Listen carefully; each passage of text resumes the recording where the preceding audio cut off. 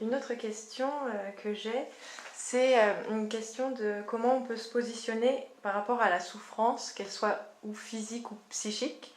Parce que j'ai l'impression qu'on est entre deux tensions. Une qui va être de se projeter trop dans la souffrance et presque de l'amplifier. Et une autre tendance qui va être plutôt de la cacher, voire de se mentir pour ne pas la ressentir. Et qu'est-ce qu'on peut faire avec ça? Une très belle question. Oui, en fait, on ne nous a peut-être pas appris qu'il y a une troisième possibilité. Euh, c'est vrai que la société nous a appris, ou que les êtres humains ont développé cette espèce d'addiction à la souffrance qui fait que chaque fois qu'il y a une situation de souffrance ou un ressenti de souffrance, on dirait qu'il n'y a plus que ça, alors qu'il y a en même temps des milliers de raisons de se réjouir.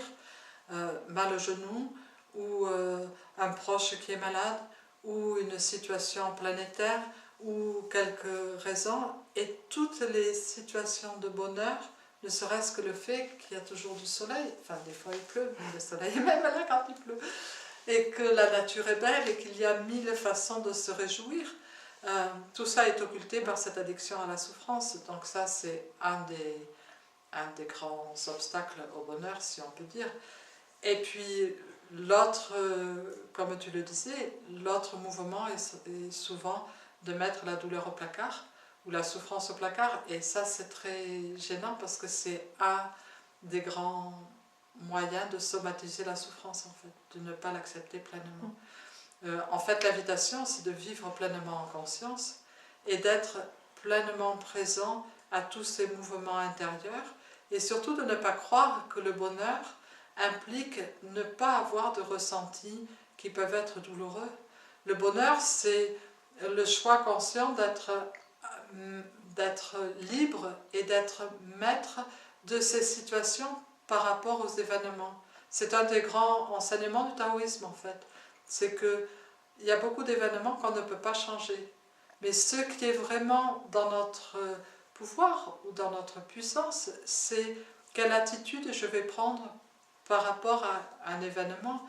Et on s'aperçoit que s'il y a un ressenti douloureux, encore une fois un ressenti physique ou psychique, ou un souvenir, ou un proche malade, ou une situation planétaire, si on regarde notre ressenti et qu'on accepte pleinement notre ressenti, c'est ok, c'est naturel de sentir par exemple de la tristesse si on apprend qu'un proche va mourir. L'être humain n'est pas un super héros qui n'est censé ressentir que de la joie. Par contre, qu'est-ce que je fais dans ma relation à la tristesse? Qu'est-ce que je vais lui donner? Est-ce que je vais lui donner la joie de mon être? Ou est-ce que je vais complètement m'identifier à elle? Ou est-ce que je vais la cacher? Et exactement comme dans la relation avec un meilleur ami, si mon meilleur ami a de la tristesse, je vais lui donner la joie de mon être. Et je peux faire ça avec moi-même, finalement. Et cette relation de pleine conscience avec nos ressentis, en les acceptant pleinement, mais en les amenant ailleurs, à leur propre source. Parce qu'en fait, on peut s'apercevoir, par exemple, c'est un exemple que je prends souvent, mais on est au bord de l'océan, mettons, avec quelqu'un qui a une maladie très grave, peut-être une maladie psychique, et qui est pris dans des complications, dans des remous émotionnels, etc. Et le soleil se couche. À un moment, tout est oublié.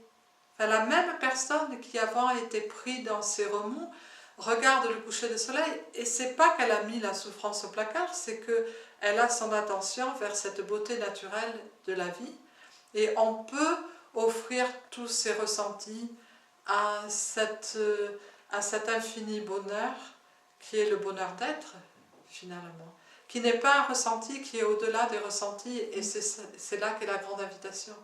C'est que la plus grande addiction, peut-être, quels que soient nos ressentis, c'est justement à ces ressentis-là, et que l'être humain a créé ce concept que la vie doit être un état permanent de joie, et peut-être que la joie ultime, c'est l'acceptation de tous les ressentis, euh, librement, pleinement, et que cette acceptation totale nous amène au-delà des ressentis de joie, vers ce qui est la source de la joie.